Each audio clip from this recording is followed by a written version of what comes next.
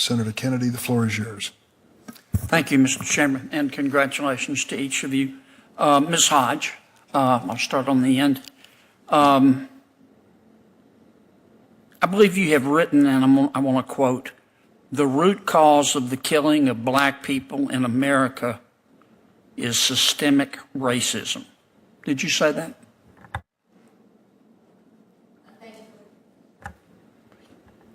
Thank you for the question, Senator. Yes, You're that was a statement that was in an article that I believe I wrote shortly after the killing of George Floyd. Right. You believe that the root cause of black-on-black crime in America is systemic racism? Thank you for that question, Senator. I will say, I'm going to clarify. In that writing and in that quote, the quote is accurate. I would revise it to say that it's one of the root causes. And to your point about black-on-black crime or crime in the country generally, any crime, there are many causes as to why people engage in criminal activity. Okay. You also have advocated, quote, reallocating police funding. What do you mean by that? In that, I believe in a different, or maybe the same article or something else that I had written. One. Same article.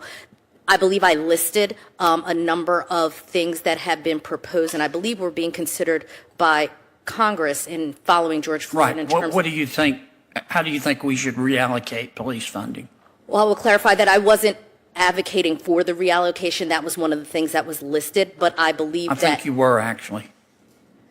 Your quote is you advocated for, quote, reallocating police funding, and I'm just asking what you have in mind. Well, Senator, it has been some time, so I will say that I may not be recalling the entirety of the statement correctly. I thought I had listed it as one of the things that was proposed, but to your question, I believe that when a body such as Congress has the ability to make that consideration. No, I'm asking what you think, how you think we should reallocate police funding. Senator, I believe that that is something that is left to the body of Congress. I don't have an opinion to offer on that. You don't have any opinion whatsoever? I believe that that's something that is left to those who are determining policy. You also advocated in the same article that we should eliminate qualified immunity for police officers. Is that correct? I would state that that is listed again as one of the listed proposed ideas that was being discussed. Actually, I extracted... No, ma'am, you advocated for it. Senator, I extracted that from what was being discussed by Congress at the time following George Floyd. No, ma'am, you advocated for it. I'm looking at the speech was entitled, quote, mandate for change will require collaboration. And you advocated eliminating qualified immunity for police officers. And I'm just asking you, did you advocate for it? And if so, do you still have that position? Senator, thank you for the question. I did not advocate for the elimination of qualified immunity, and qualified immunity is a doctrine within which has been recognized by the court. And if I were so fortunate to be confirmed, I would abide by the Supreme Court precedent and apply the law as it is stated. Okay, so you deny advocating for it? I would, to your question, Senator, I did not advocate for the elimination of qualified immunity. I listed it as one of the things that was being discussed and presented as something that was being dialogued by this body amongst others across the country as to be considerations. Okay. I don't think that's accurate.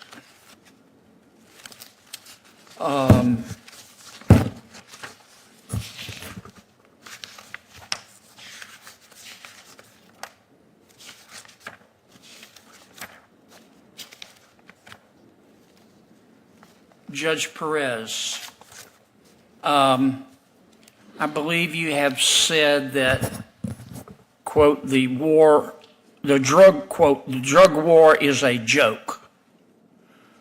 Drugs are all about economics. It's like fighting a staph infection with neosporin. You're not getting at the underlying causes for trafficking, education, and poverty. Did you say that? Senator, I made that statement back, I believe, in 2015, Right. when I was running for judge for the Court of Common Pleas, and as an advocate, I did make that statement. Yes, sir. Okay. Why do you think the drug war is a joke? Sir, I would say that my choice of language in 2015, as I was running for judge and campaigning, was colorful. I will say this, that in my time as both a defense attorney as well as a judge sitting in criminal court, what we are seeing is a large percentage of individuals who are arrested for smaller amounts of narcotics. Let me ask That you one in more particular- question. Excuse me for interrupting, but the chairman's given us 5 minutes for 4 nominees for lifetime appointments. Last year, DEA estimates that enough fentanyl came across our southern border to kill every man, woman, and child in America 7 times. 7 times. And I'll bet you just about everybody in this room knows someone who had a teenager who died of fentanyl poisoning. Do you think that's a joke?